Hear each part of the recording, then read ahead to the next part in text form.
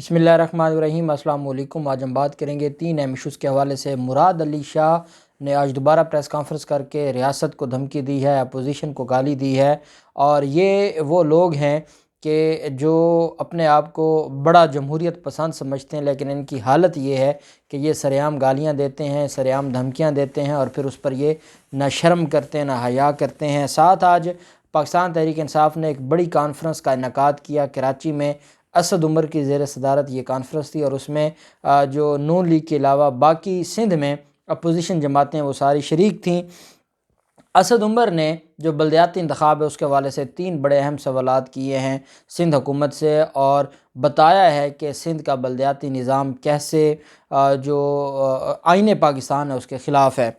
फिर हुकूमत पाकिस्तान की तरफ से आज एक अहम प्रेस कॉन्फ्रेंस की गई है और उस अहम प्रेस कॉन्फ्रेंस में इलेक्शन कमीशन से कुछ मुतालबे किए गए हैं और इलेक्शन कमीशन को बड़ी मुश्किल में डाल दिया है, क्योंकि पाकिस्तान तहरीक इंसाफ ख़ुद को जो फ़ॉरेन फंडिंग केस है, जो ट्रायल है, उसके लिए पेश करती है और कहती है कि हमारा एहतसाब होना चाहिए। लेकिन सिर्फ हमारा एहतसाब ना हो, जो 2 बड़ी जमातें हैं जिन्होंने माजी में इस मुल्क को लूटा है, अगर वो स्क्रूटनी कमेटी में जानबूझ के पेंडिंग रखवा के और वो वहाँ पर कोई भी किसी भी अकाउंट की डिटेल्स अगर नहीं दे सकते और आप उनकी हद तक केस को अभी पेंडिंग रखें और हमारी हद तक केस को आप आगे चलाएं, तो ये मामला ठीक नहीं होगा। बड़ी अहम आज की गुफ्तगू है फवाद चौधरी की, जो हुकूमत की तरफ से मौक़िफ़ दिया गया है और मुतालबा किया गया इलेक्शन कमीशन से, वो भी मैं आपके साथ शेयर करूँगा।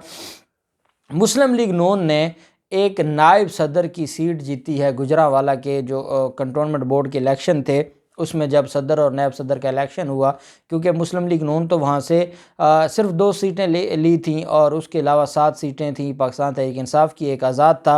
वो जो आज़ाद था वो नायब सदर जब मुंतखब हुआ तो उसके बाद वो मुस्लिम लीग नून में शामिल हो गया और बड़ा दिलचस्प सूरत हाल हुई। उस पर हमज़ा शहबाज पूरी कौम को मुबारकबाद पेश कर रहे हैं। ये इनका अब लेवल रह गया है और मैं समझता हूँ ये असल लेवल पे अभी पहुँचे हैं कि ये एक कंटोनमेंट बोर्ड के एक इलाके के इलेक्शन को और नायब सदर की सीट के ऊपर ये पूरी कौम को मुबारकबादें देते फिरते हैं।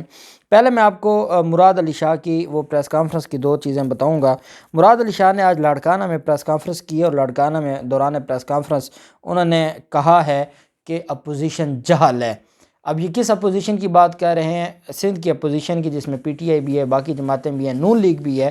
कहते हैं कि अपोजिशन जाहिल और बिल्कुल जाहिल है। मुराद अली शाह ने कहा कि जो अपोजिशन है वो अक्सरीती हम हैं, अक्सरीती जमात हम हैं और वो अक़लियत में हैं, अक़लियत का कोई हक़ नहीं होता। लाड़काना में वो मीडिया से गुफ्तगू करते हुए कहते हैं कि अपोजिशन को सिर्फ हंगामा आराई करना आती है। ऐसा नहीं है कि लाड़काना के फ़ैसले कराची और कराची के फ़ैसले लाड़काना में हो रहे हैं। अपोजिशन का काम सिर्फ गालम गलूच करना है जिस पर उन्हें शाबाश मिलती है। उन्होंने कहा अगर हम कुछ कह दें इस पर बाज़ पुरस होती है। वफाकी हुकूमत का कहना है कि सब कुछ सिंध हुकूमत की वजह से हो रहा है। ये सब दुरुस्त करना वफाक के बस की बात भी नहीं है। महंगाई के ख़िलाफ़ 27 दिसंबर को पार्टी अपना प्लान देगी। अब 18वीं तरमीम के बाद जब ख़ुद मुख्तार हो गए सूबे और सिंध में अगर पाकिस्तान पीपल्स पार्टी महंगाई के ख़िलाफ़ एहतजाज करेगी तो वो क्या अपनी हुकूमत के ख़िलाफ़ करेगी? क्या उनकी हुकूमत ने, जिन्होंने गन्ने के लिए शुगर मिलों की जो क्रशिंग है गन्ने की, वो उन्होंने लेट शुरू करके चीनी की कीमत बढ़ाई, उन्होंने गैर कानूनी स्टॉक करके गंदम का आटे की कीमत बढ़ाई और जो जिस तरीके से करोड़ों रुपए की गंदम इनके चूहे खा गए, और आज ये एहतजाज पाकिस्तान तहरीक इंसाफ की हुकूमत के ख़िलाफ़ करना चाहते हैं। अपने ही सूबे में महंगाई के ख़िलाफ़ वो एहतजाज करने की बातें करते हैं। साथ उन्होंने ये भी कहा कि जो जिस तरीके से इस्तेहसाल हो रहा है, हम इस सारे मामले पर जो वफाक से अपना हक़ हासिल करेंगे। और अपोजिशन के हवाले से उन्होंने कहा कि अपोजिशन से क्या बात करनी है, वो जाहिल है। ये जाहिल का लफ्ज़ मेरे ख़्याल में आज तक पाकिस्तान तहरीक इंसाफ ने कभी नहीं इस्तेमाल किया कि अपोजिशन को वो जाहिल क्या है, लेकिन मुराद अली शाह जो कि सिर्फ़ एक मोहरा है ज़रदारी माफिया का, और उसमें आज इतनी हिम्मत आ गई है कि वो जाहिल कह रहा है पूरी अपोजिशन को। साथ ही वो धमकी ये भी देते हैं और ये असम्बली के फ्लोर पर खड़े होकर धमकी देते हैं कि पाकिस्तान का हमें हिस्सा समझो, कुछ और सोचने पर मजबूर मत करो। ये उन्होंने जुमला कहा था कि हमें सिंध रहने दें, हमें हिंद ना बनाएं। جو لوگ صرف اپنے اقتدار کے لیے، اپنی کرسی کے لیے، اپنا جو کرپشن ہے، اپنی جو لوٹ مار ہے اس کو بچانے کے لیے اس حد تک جا سکتے ہیں کہ ان کے پاس، جیسے نواز شریف ہے، ان کو اگر وہ 3 دفعہ وزیر اعظم رہے ہیں تو اس ملک کا کوئی احسان نہیں، اس قوم کا کوئی احسان نہیں ان پر، لیکن اگر ایک دفعہ ان کو ہٹایا ہے یا نااہل قرار دیا ہے تو بس ریاست ہی ٹھیک نہیں ہے، ریاستی دشمنوں کے ساتھ وہ لنڈن میں بیٹھ کر ملاقاتیں کر رہے ہیں۔ دوسری طرف جو معاملہ ہے یہاں پر مسلم لیگ نون کا، وہ اداروں پہ کے اوپر حملہ کر رہے ہیں، وہ چاہتے ہیں کسی طریقے سے عمران خان کی حکومت جائے، وہ ٹائم مکمل نہ کرے، ان سے برداشت نہیں ہو رہا کہ 5 سال بغیر حکومت کے یا بغیر کرپشن کے یا بغیر پیسے کے ہم گزاریں، ان سے برداشت ہی نہیں ہو رہا۔ اب وہ چاہتے کیا ہیں کہ جلد از جلد عمران خان کی حکومت جائے، ہمارا معاملہ سیدھا ہو اور ہمیں کچھ ملے اس سارے معاملے سے۔ جو وزیر اعلیٰ مراد علی شاہ ہیں، وہ دھمکیاں دیتے ہوئے کہتے ہیں کہ ہم اکثریت میں ہیں، تم اقلیت میں ہو، اقلیت ہی رہو گے۔ سندھ اسمبلی میں جو آپ کا جو طریقہ کار ہے میں اس کو رد کرتا ہوں۔ ساتھ انہوں نے کہا کہ ہم جو بلدیاتی نظام ہے یہ وہی ہے جو گورنر پنجاب نے جو اعتراضات لگا کے جو سجیشن دی تھی، اسی کے مطابق ہم بلدیاتی نظام لے کر آئے ہیں، اور یہ بلدیاتی نظام وہ ہے جو نہ پنجاب والے دے سکے نہ خیبر پختونخوا والے دے سکے۔ یہ مراد علی شاہ اسمبلی کے فلور پر کھڑے ہو کر دھمکیاں دیتے ہیں، اور اس کا جواب پھر جو اسد عمر ہے، اسد عمر نے آج آل پارٹیز کانفرنس کا انعقاد کیا، اس میں پاک سرزمین اور مسلم لیگ نون کے علاوہ باقی ساری جماعتیں موجود تھیں۔ اسد عمر نے کہا کہ کل وزیر اعلیٰ سندھ کی جانب سے کی گئی تقریر سے صوبائی خود مختاری کی بات نہیں بلکہ آئین کی خلاف ورزی کی باتیں ہوئی ہیں۔ ہم اس مسئلے پر قومی اسمبلی اور سینٹ میں بھی بات کریں گے اور آواز اٹھائیں گے، سندھ کے عوام کی بہتری کے لیے ہم تمام آپشن استعمال کریں گے۔ اسد عمر نے کہا کہ میرے خیال میں اب سندھ کے عوام کے لیے فیصلے کا وقت آ گیا ہے۔